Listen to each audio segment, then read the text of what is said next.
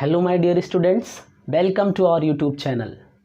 हम सभी लोग सॉल्यूशन में जो कंसंट्रेशन के मेथड्स थे उस पर डिस्कशन कर रहे थे। तो उसमें हम लोग नॉर्मलिटी, मोलरिटी और परसेंटेज के टर्म में रिप्रेजेंटेशन सीख लिया था। नेक्स्ट टाइप पे चलते हैं हम लोग और पढ़ते हैं मोलैलिटी। मोलैलिटी को स्मॉल m से रिप्रेजेंट करते हैं। So what is molality? Molarity आपने पढ़ा, देखिए molarity is represented by capital M and molality is represented by small m। आपने पढ़ा number of moles of solute present in 1 litre of solution is called molarity of the solution. यहां पे जो हम पढ़ने वाले हैं वो क्या है? Number of moles of solute present in 1 kg of solvent. Present in 1 kg of solvent is called molality of the solution, यानी number of moles of solute present in 1 kg of solvent is called molality of solution। इसको small m से represent करेंगे, यानी small m is equal to number of moles of solute upon volume of, sorry volume नहीं, weight of solvent in kg, in kg। ठीक है, कोई दिक्कत नहीं।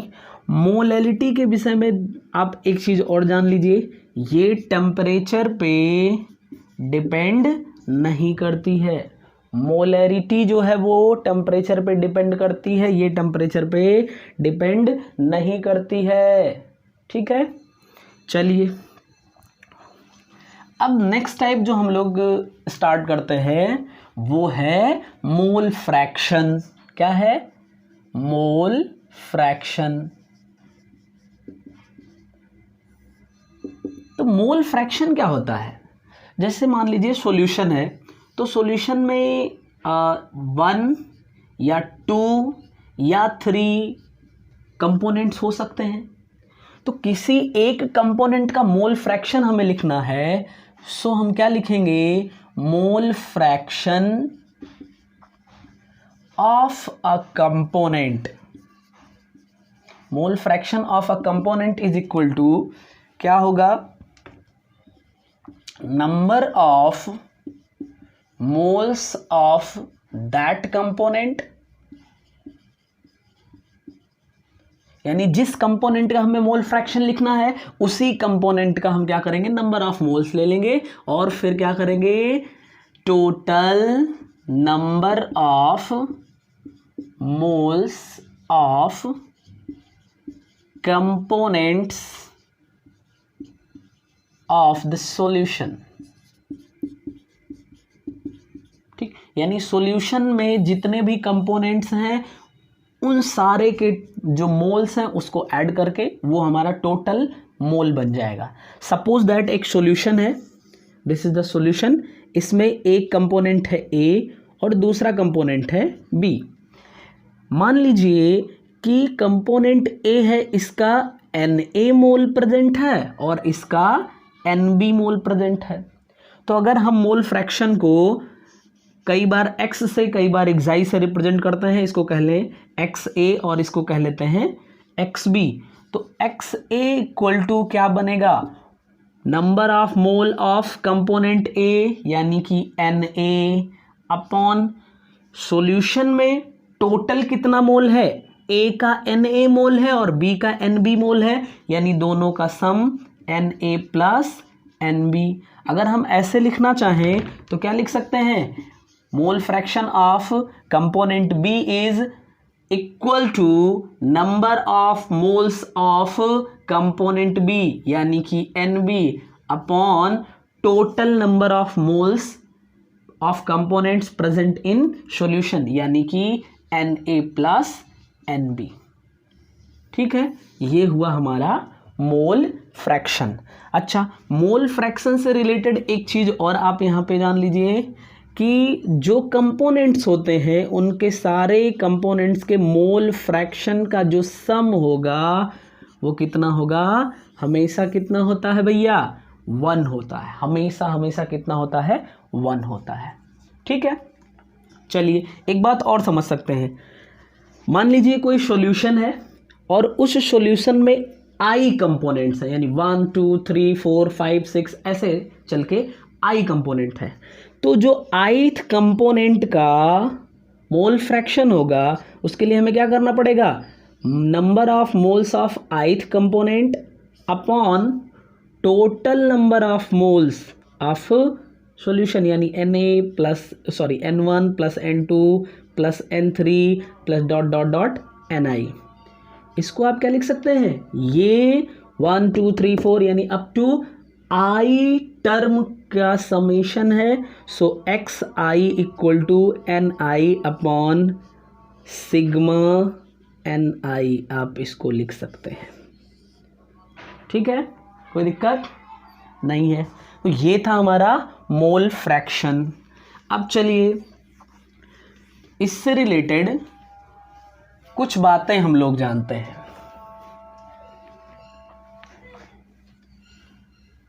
तो एक इंपॉर्टेंट बात ये हो गई, यानी कि जो कंसंट्रेशन है, अब कंसंट्रेशन से रिलेटेड कुछ बातें हम लोग जानते हैं।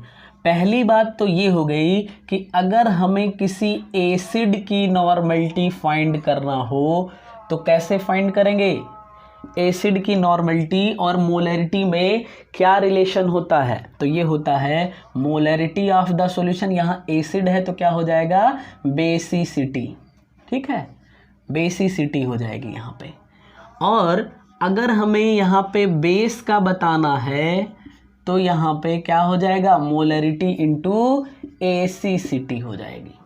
ठीक, molarity into acidity equal to normality of base and molarity into basicity equal to normality of acid. एक बात। दूसरी बात, आपको अगर कहे n का मतलब होता है नॉर्मल सॉल्यूशन। क्या होता है, नॉर्मल सॉल्यूशन।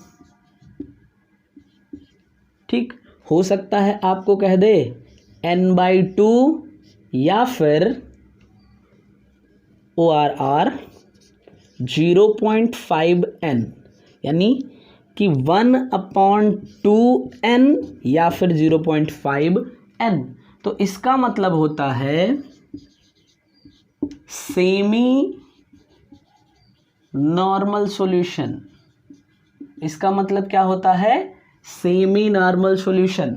ठीक है, अगर लिख दे यहीं पे मान लीजिए n/10 या फिर या कैपिटल N लिखना है, या फिर लिखे 0.1n, तो ये दोनों बातें एक ही है।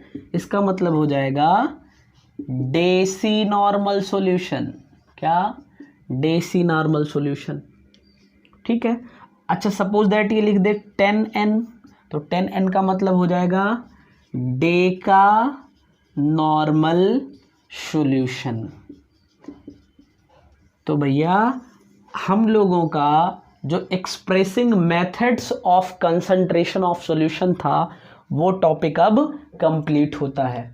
तो अब हम लोग चलते हैं और एक एक मेथड से पे बेस्ड जो क्वेश्चंस हैं उन पे हम लोग डिस्कशन करेंगे। एनसीईआरटी में जितने भी क्वेश्चंस आपके मोलैरिटी पे बेस हैं,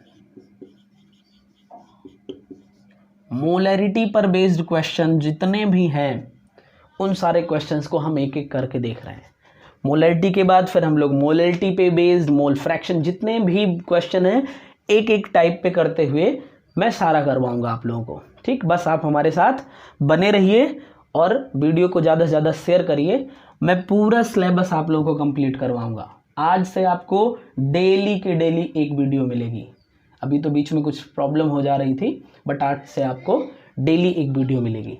तो चलिए पहले क्वेश्चन पे चलते हैं हम लोग। पहला क्वेश्चन आप पढ़ सकते हैं।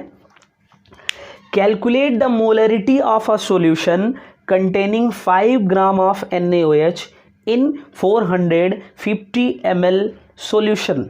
आइए देखते हैं, हमें क्या करना है, मोलरिटी को फाइंड करना है। Find the molarity of the solution containing 5 gram of NaOH, यानी कि जो NaOH का वेट है this is given 5 gram, okay. And volume of solution जो गिवन है, वॉल्यूम ऑफ सॉल्यूशन ये कितना गिवन है भैया, 450 ml। बताइए 450 ml गिवन है, मोलरिटी फाइंड करनी है।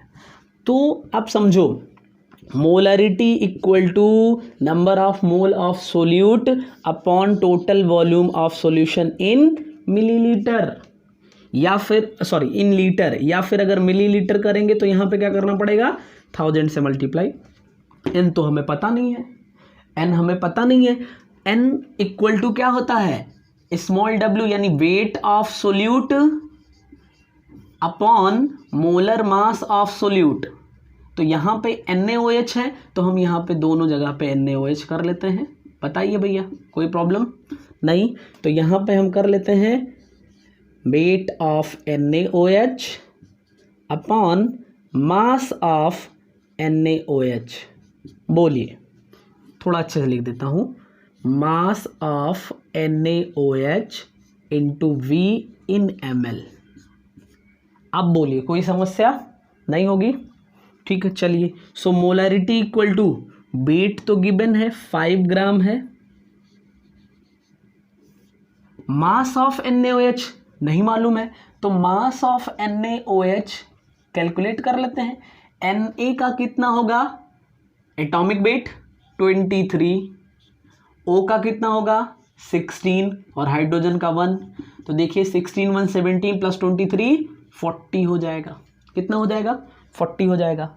तो इसी को अब हम लोग यूज कर लेते हैं, यानी 40 ग्राम पर मोल और इनटू यहाँ पे देखिए क्या आने वाला है, ये 450 ml है और इनटू ये 1000।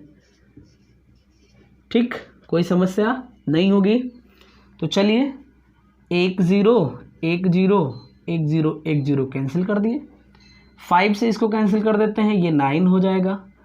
2 से इसको कैंसिल कर देते हैं तो ये 5 और ये 2, यानी m इक्वल टू आया 5 अपॉन 9 2 जा 18।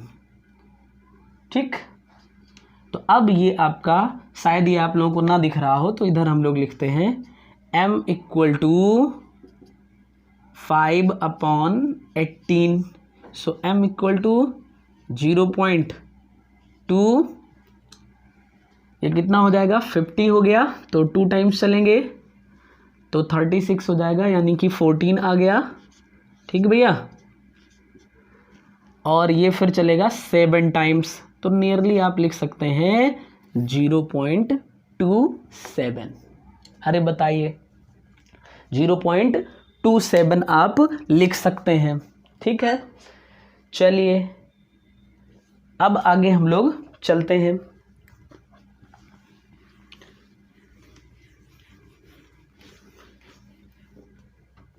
क्वेश्चन नंबर 2 पे चलते हैं। तो क्वेश्चन नंबर 2 एनसीईआरटी के इन टेक्स्ट में गिवन क्वेश्चन है, calculate the molarity of each of the following solutions, जिसमें फर्स्ट है 30 gram of CONO3 whole twice dot 6H2O in 4.3 litre of solution. आइए देखते हैं, तो क्या गिवन है, 30 gram of CONO3 whole twice means जो weight of CONO3 of whole twice dot 6H2O का है वो 30 ग्राम है।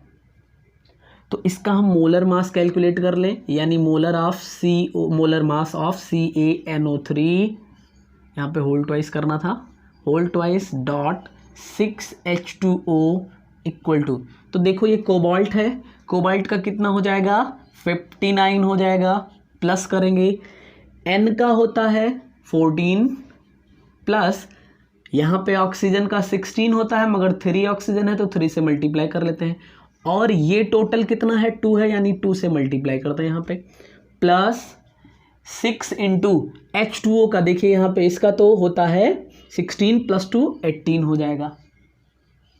बताइए, तो ये हुआ 59 प्लस ये हो जाएगा 48 प्लस 14, 48 प्लस 14, 48 प्लस 14 आप कर सकते हैं 62 हो जाएगा।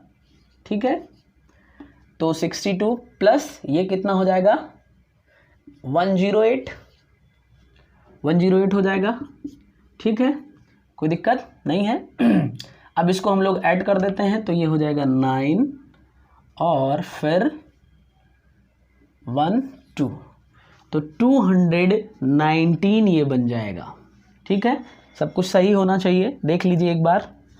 कोबाल्ट का 59 हो गया और इसका 2 इंटू नाइट्रोजन का 14, 3 इंटू 16, तो 16 3 48 और 14 यहाँ पे हो जाएगा 2 और 4 1 5 1 6 62। हाँ, ये मैंने गलत किया, यहाँ पे मुझे 62 इंटू 2 करना था, 62 इंटू 2 डायरेक्ट कर देता हूँ, 62 इंटू 2, 2 टू जा 4 और 1 2, ये मैंने थोड़ा सा गलत किया। तो अब देखिए ये आएगा कितना आ जाएगा 8 4 12, 12 और 9 21 हो जाएगा। ठीक, यहाँ पे आएगा 2, तो 2 5 7 2 9 हो जाएगा और 1 1 2 हो जाएगा, तो 291 हो जाएगा। ठीक है, 291 हो जाएगा भैया। ये हमारा मोलर मास पता चल गया। अब क्या गिवन है इसमें, अभी क्वेश्चन में 4.3 लीटर ऑफ सॉल्यूशन, ये वॉल्यूम गिवन है, हमें फाइंड करना है मोलरिटी। तो बड़ा सिंपल सा कहानी है, molarity is equal to solute का वेट यानी 30 upon molar mass means 291 into volume in litre 4.3 कर देते हैं।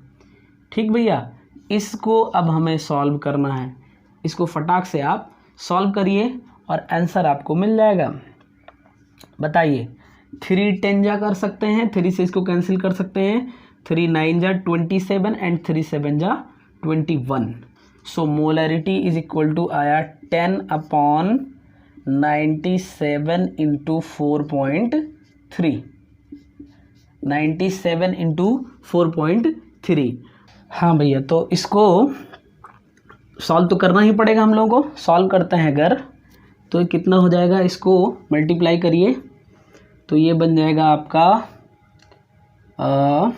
नियरली कितना हो जाएगा 43 7 जा 1, 43 10 जा 430 माइनस 430, दिस 1417, ये आपका बन जाएगा। इसको जब आप मल्टीप्लाई करेंगे तो ये बनेगा 417.1। अब 10 को इससे डिवाइड करना है, तो आप डेसिमल लगाओगे तो ये 100 हो जाएगा। ठीक, अभी भी कम है, एक जीरो और लगा दो तो 1000 हो जाएगा। अब 4 दूना 8 यानी 2 बार लगभग चला जाएगा। ठीक है, 4 दूना 8 यानी 834.2 हो जाएगा। ठीक भैया, तो अब ये नियरली फिर से 3 बार लगभग जाएगा। तो आप ये कह सकते हैं कि इसकी जो मोलरिटी आई वो 0.23 आएगी, यानी कि इसकी मोलरिटी कितनी आई 0.23 आई। ठीक, चलिए अगले क्वेश्चन पे चलते हैं। इसका सेकेंड पार्ट जो है, इसका सेकेंड पार्ट जो है वो है 30 ml of 0.5 m H2SO4 diluted to 500 ml, 30 ml of 0.5 m H2SO4 diluted to 500 ml।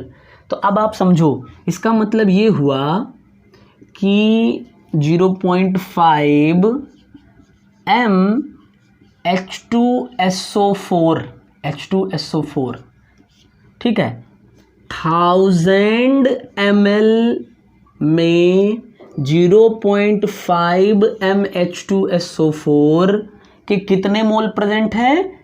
वो 0.5 है। आप अच्छे से लिख सकते हो, ठीक से लिख देते हैं, ठीक है। Number of moles of 0.5 MH2SO4 present in 1000 ml equal to 0.5। यही जो 0.5 m है, इसका मतलब कि इतना मोल इसका प्रेजेंट है। तो 1000 ml में 0.5 है, तो 1 ml में कितना प्रेजेंट हो जाएगा? 0.5 अपॉन 1000। अरे बोलिए, कोई दिक्कत नहीं होगी। तो इसमें दिया था 30 ml, यानी कि 30 ml में हम मल्टीप्लाई कर देंगे 30 से, तो ये आ जाएगा 15, क्योंकि आप 30 से मल्टीप्लाई करेंगे तो हो जाएगा 15 अपॉन 10000। आई एम सॉरी, ये 0 रहेगा, ठीक है ना, कोई दिक्कत नहीं है। तो ये आ जाएगा आपका 0.015, ये आ जाएगा 0.015। ये होगा number of moles of H2SO4 present in 30 ml। तो कितना हो गया? 0.015। ठीक, अब आप समझिए, हमें मोलरिटी बतानी है। तो molarity M is equal to number of moles तो हमें पता है 0.015, और सॉल्यूशन कितना गिवन है? 500 ml। सो 500 ml है, तो यहाँ पे हमें 1000 से मल्टीप्लाई करना पड़ेगा। सो M इज इक्वल टू, इसको देखिए 0 0 कैंसिल, ये हो जाएगा आपका 0.3। कितना हो जाएगा भैया? ये हो जाएगा आपका 0.3, यानी कि जो मोलरिटी आई वो 0.3 की आई। चलिए, अब इस पर बेस्ड जो क्वेश्चन एक और है एक्सरसाइज का आपके, वो देखिए। तो आपका जो क्वेश्चन है अगला, वो आप पढ़ सकते हैं स्क्रीन पे। Concentrated nitric acid used in laboratory work is 68% nitric acid by mass in aqueous solution.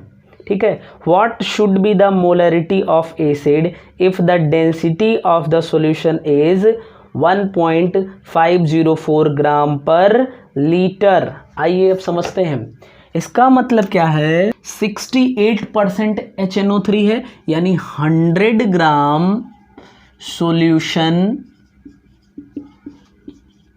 contains HNO3 equal to 68 ग्राम।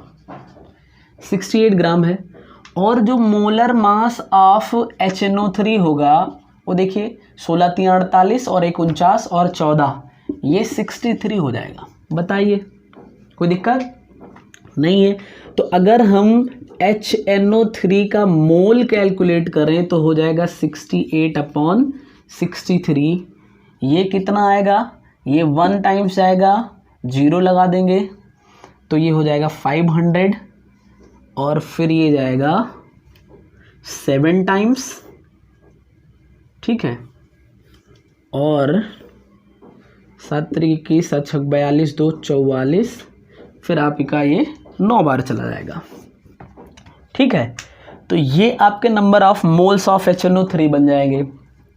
अब देखिए, वॉल्यूम हमें कैलकुलेट करना है। तो वॉल्यूम इज इक्वल टू होता क्या है? Mass upon density. तो मास ऑफ सॉल्यूशन 100 ग्राम है, और सॉल्यूशन की जो डेंसिटी गिवन है वो कितनी गिवन है भैया? 1.504 ग्राम पर ml। तो ग्राम से ग्राम कैंसिल करेंगे, इसको आप कैलकुलेट करिए तो आपको मिल जाएगा कितना? 66.5 ml। बताइए, 66.5 ml मिल जाएगा। इसको अगर आप लीटर में लिखना चाहें तो 0.0665 5 लीटर लिख सकते हैं। अरे बताइए, तो अब मोलरिटी आपको कैलकुलेट करनी है। तो molarity is equal to number of moles means 1.079, और अपॉन वॉल्यूम इन लीटर, बताइए भैया वॉल्यूम इन लीटर, ठीक है। तो अब ये कितना हो जाएगा 0.0665। तो अब इसको आप कैलकुलेट करिए, डिवाइड करना पड़ेगा आपको, डिवाइड करेंगे तो आएगा 16, नियरली 16 आ रहा है, 16.22 आ जाएगा ये आपका। बताइए ये कितना आ जाएगा भैया, इसको डिवाइड करेंगे आप तो ये आएगा आपका 16.22, ठीक है। इसको आप डिवाइड करेंगे तो देखिए करिए, तो डिवाइड करेंगे तो ये आएगा आपका 16.22, ठीक। इसको आप डिवाइड कर लीजिएगा, 16.22 मोल आ जाएगा। तो इस तरीके से मोलरिटी पे बेस्ड आपके एनसीईआरटी में एक्सरसाइज में एग्जाम्पल और इन टेक्स्ट जितने भी क्वेश्चंस हैं सारे के सारे मैंने करवा दिए हैं, ठीक है। तो अब हम नेक्स्ट वीडियो में मोलरिटी के बाद अब मोलरिटी और मोल फ्रैक्शन और फिर अदर्स जो हम लोग टॉपिक पढ़ चुके उस पर बेस्ड न्यूमेरिकल के साथ मिलेंगे। तब तक के लिए आप वीडियो को शेयर करिए ज़्यादा से ज़्यादा और लाइक कमेंट करिए। Thank you.